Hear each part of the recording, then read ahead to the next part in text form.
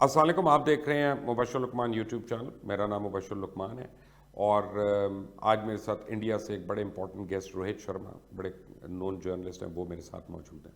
मुझे ये बताइए, सबसे पहले हम आपसे लद्दाख के बारे में पूछते हैं, लेकिन अभी अभी घंटा पहले इस रिकॉर्डिंग से मुझे पता चला कि राहुल गांधी और प्रियंका गांधी को इंडियन पुलिस ने मैन हैंडल किया और कोई मारामारी हुई है वहाँ पे।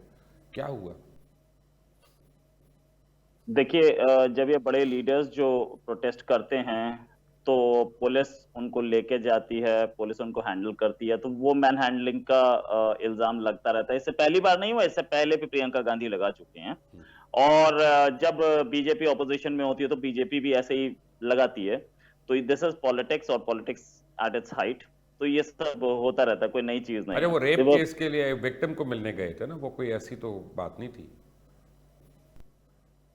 एक्चुअली प्रोहिबिटरी ऑर्डर्स लगे होते हैं, तो उसमें घुसना अलाउड नहीं होता। तो उससे पहले ही वो जो पुलिस है रोकने की कोशिश करती है, क्योंकि ये बड़े लीडर्स हैं, इसलिए they try to sneak through.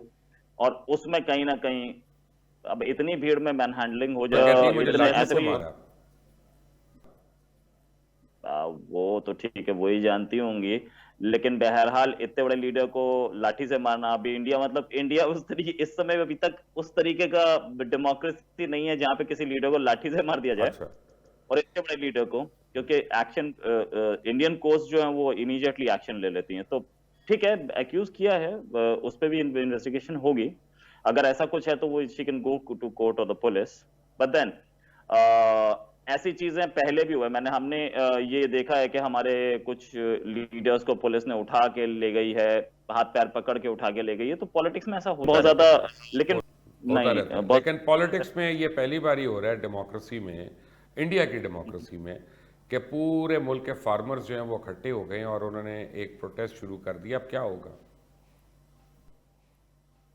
देखिए, प्रोटेस्ट जो आपने बात की पूरे मुल्क के फार्मर्स की, ये जो प्रोटेस्ट है, this is actually limited to the northern areas, north India, Punjab खासतौर से। क्योंकि एक चीज याद काश्त ही वहां रखिएगा, पे हो रही है ना, फार्मर ही वहां का है। नहीं ऐसा नहीं है, पूरा यूपी भी फार्मिंग करता है, बिहार भी। यूपी की पॉपुलेशन आप जान रहे हैं पाकिस्तान से ज्यादा है। तो यूपी में भी इतने प्रोटेस्ट नहीं है। Particularly Punjab Congress rule state से सबसे ज्यादा आ रहा है।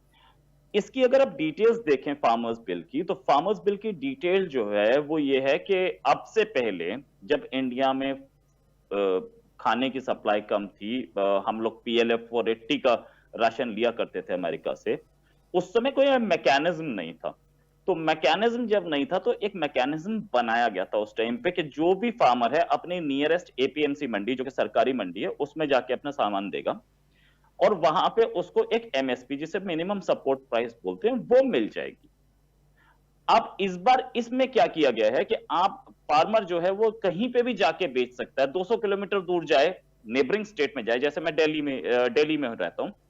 दिल्ली के इस साइड में 200 किलोमीटर जाऊं तो मेरे पास गाजियाबाद आता है, मेरठ आता है, हापुड़ आता है, हाथरस आता है, मथुरा आता है।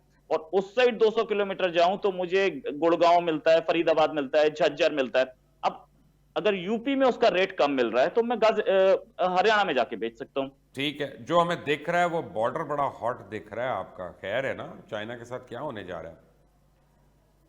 देखिए, चाइना की जहां तक बात है कि इंडिया चाइना की जो 5 राउंड ऑफ टॉक्स हो चुकी हैं, उसमें अभी तक चाइना और इंडिया दोनों की तरफ से बहुत ज्यादा डेवलपमेंट नहीं है, इन द सेंस के दोनों पुल आउट करने के लिए तैयार नहीं है। इंडिया की तरफ से अभी लेटेस्ट मिसाइल्स, लेटेस्ट जो डेवलपमेंट है वो कि मिसाइल्स लगा दी गई हैं, ब्रह्मोस लगा दी गई है, वर्ल्ड की बेस्ट मिसाइल है, सुपरसोनिक मिसाइल। निर्भय जो कि सबसोनिक मिसाइल है, वो लगा दी गई है। तो करना लॉन्ग क्या रेंज है मिसाइल। सारा कुछ लगा के? ये जो है ये एक डिफेंसिव टेक्निक है। अटैकिंग मोड में तो कोई भी नहीं दिख रहा दोनों में से, मिसाइल खास तौर से डिफेंसिव एक है? ऐसा। सब सोनिक सुपरसोनिक मिसाइल डिफेंसिव है? यस, डिफेंसिव ऐसे हैं कि दूसरी तरफ से कोई अटैक आया तो हम उसे रोकें। ये जो मिसाइल्स हैं, ये सारी की सारी मिसाइल्स उस रेंज की नहीं है जिस रेंज पे आपको चाइना को मारना है। मतलब आप तिब्बत मारेंगे या चाइना मारेंगे, तो इस बॉर्डर पे लगी तो आपको 2000 से ऊपर रेंज की मिसाइल चाहिए, तब आप चाइना के बीजिंग को या शंघाई को टारगेट कर सकते हैं। आपके पास कोई अटैक आ रहा है तो आप उसे रोक सकते हैं, ये 1000 किलोमीटर के आसपास की मिसाइल्स हैं। So this is defensive, purely defensive, because Tibet में जो है चाइना के इंस्टॉलेशंस बहुत कम हैं, चाइना के कोई स्ट्रेटेजिक इंस्टॉलेशंस नहीं है वहां पे। हाँ, चाइना के अटैकिंग जो मतलब एयर बेस हुआ या वहां पे जो कोई तो जब उसको इतनी अटैक करने के, एस्केलेशन हो रही है शर्मा जी, तो आगे क्या होना है, एंड कैसे होना है ये? क्योंकि टॉक्स तो आपकी फेल हो गई हैं। अगर ये मुझे पता होता तो मैं आज ही मोदी जी को कॉल करके बता देता कि यार ऐसे कर लो, क्योंकि उनको भी नहीं समझ में आ रहा और चाइना को भी नहीं समझ में आ रहा कि ये डिस्केलेशन कैसे होगा। अभी किसी ने बोला कि यार अब लगता है कि ये इंडिया चाइना बॉर्डर पे स्किमिशेस चलती रहेंगी, लेकिन हाँ, अभी तक ये आपको मानना पड़ेगा कि 1962 के 67, अगर मैं लूं सिक्किम को भी, तो 1962 के बाद से इंडिया चाइना बॉर्डर पे एक भी गोली नहीं चली है। ये जो है फिस्ट टू फिस्ट लड़ाई, हैंड टू हैंड लड़ाई, नहीं, तो अभी तो ये चली है, इसमें इंडिया ने फायरिंग की है, बड़ी एरियल अवई थी अवई लेकिन फायरिंग तो की। तो एक दूसरे पे नहीं कि वो हवाई फायरिंग अगर इंडिया पाकिस्तान बॉर्डर पे हो तो हमें क्या प्रॉब्लम है, बड़ा अच्छा लगे।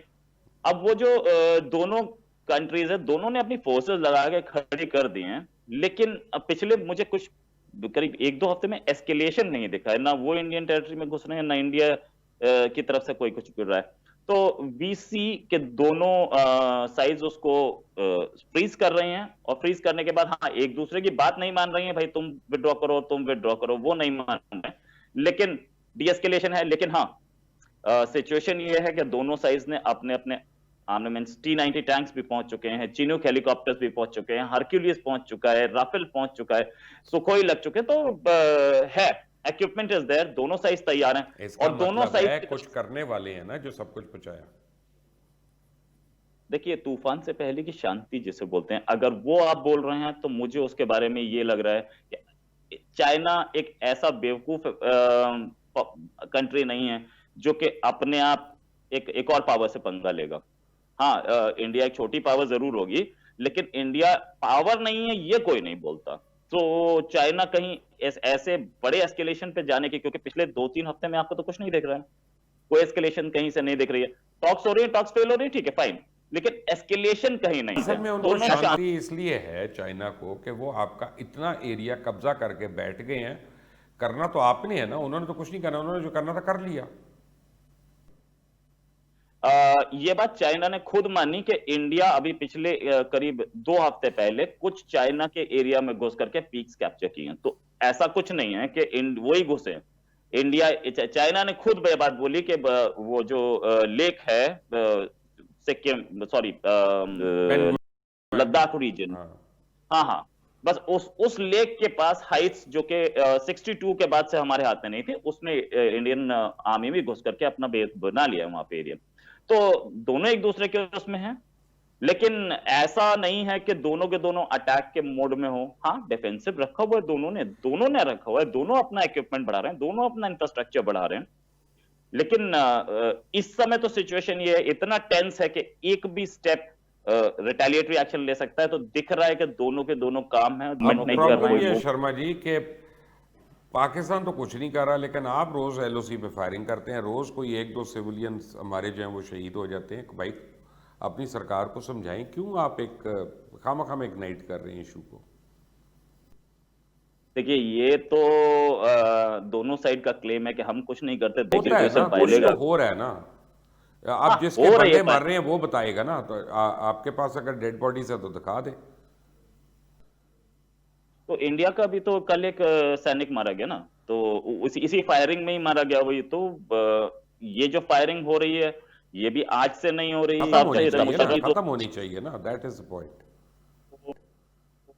ये चीज तो इंडिया कई बार इंडिया नहीं टॉक्स को पसंद अवॉइड है। करता रहता है, बोलने का क्या फायदा है? जो टॉक्स है उनको अवॉइड कर देता है, कुलभूषण को काउंसिल नहीं दिया। देखे ना, आप इस तरह थोड़ी होता है नाराज होकर बैठ जाएं हर चीज़ में, फिर आपका दिल करता है तो आप आईपीएल करा दें, दिल करता है आप वर्ल्ड कप करा दें।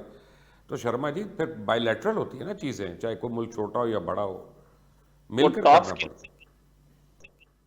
टॉक्स के लिए सिर्फ एक ही शर्त रखता है इंडिया के, टेरर टेरर हो तो नहीं बंद रहा है है। जी। अपना बात यह है कि इस वक्त बात यह है कि खुद मेजर आर्या गौराव जो हैं आपके हिंदुस्तानी सेना के, वो तो कहते हैं हम बलूचिस्तान में ये करते हैं, वो तो कहते हैं हमने ये किया, और वो कहते हैं अभी और करेंगे, तालिबान के साथ मिलकर करेंगे। आपके अपने जनरल बख्शी ये कहते हैं।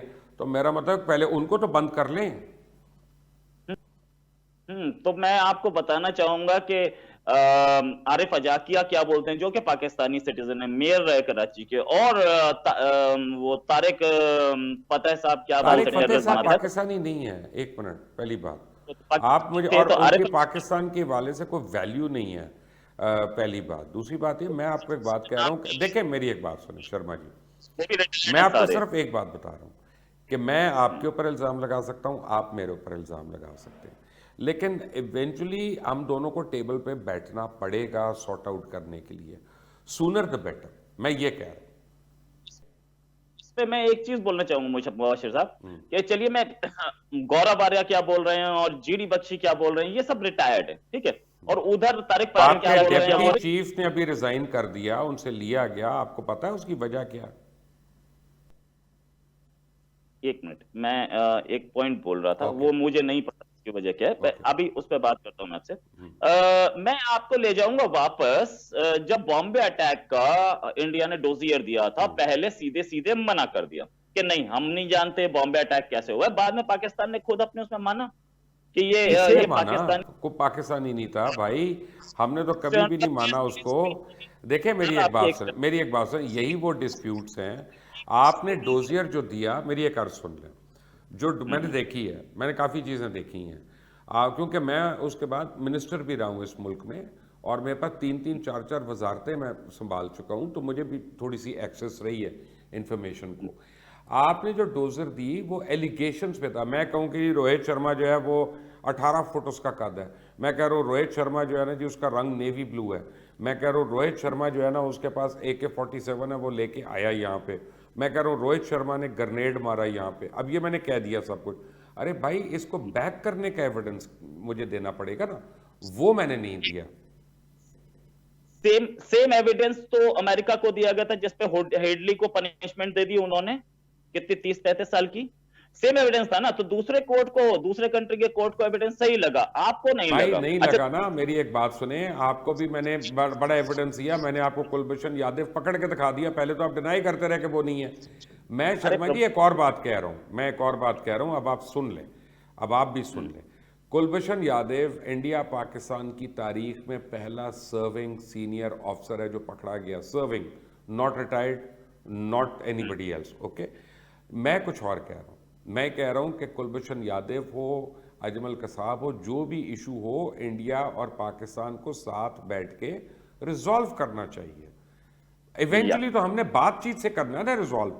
उसमें अगर कहीं पे कोई शॉर्ट कमिंग है तो उसका हम गिला करते रहें या हम उसको रिजॉल्व करें, वो बेहतर कौन सा है ये आप बता दें मुझे।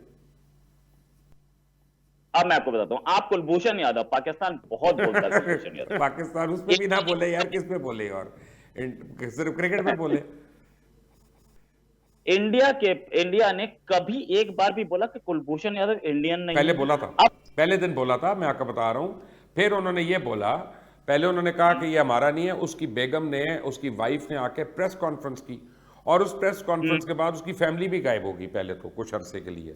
अच्छा फिर क्या हुआ, उन्होंने कहा कि ये अफगानिस्तान में था, इसको किडनैप करके TTP ने हवाले कर दिया पाकिस्तान के।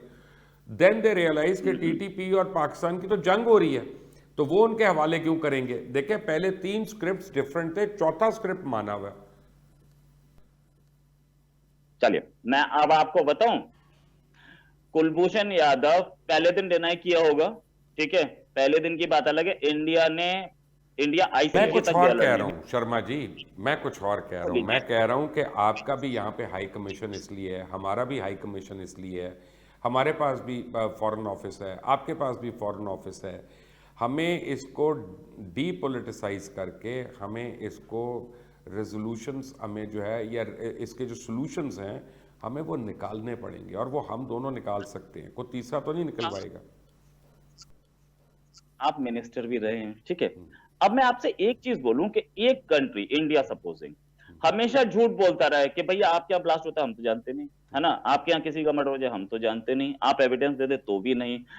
तो कब तक ऐसे चलता रहेगा, और कैसे आप आपके साथ मैं एक प्रूफ नहीं दे रहा हूं, मैं आपकी आर्मी मेरे बोल रहा हूं, हम पास तो भी, नहीं। अच्छा आप ऐसा करें, मेरे पास भी बड़े प्रूफ्स हैं, ऐसा करते हैं कि हम लेके बैठ जाते हैं। अच्छा, इसका बड़ा सिंपल तरीका है, चले इसको रिजॉल्व कर लेते हैं। मैं आपको एक सोल्यूशन दे देता हूँ शर्मा जी, मैं एक करते रहे। सोल्यूशन दे देता हूँ छोटा सा, अगर आप इजाजत दें। तो लीजिए आई डू नॉट हाँ, वांट मैं टू बी। सर मेरा आंसर तो ले लीजिए। हाँ, आप दाऊद इब्राहिम पना कर रहे हैं पिछले मुझे 20 तो साल नहीं से। पता। आप कह रही है ना, अभी मेरी एक बात सुन लें, मेरी एक बात सुन लें।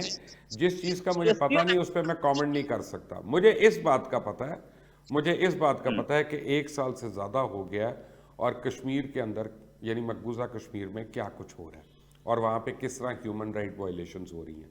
मैं आपको चलें क्लोजिंग पे मैं एक ऑफर करता हूं और पूरे इंडिया को ऑफर है मेरी। आप लोग 10, 15, 20 जर्नलिस्ट जो हैं उनका एक ग्रुप बनाएं।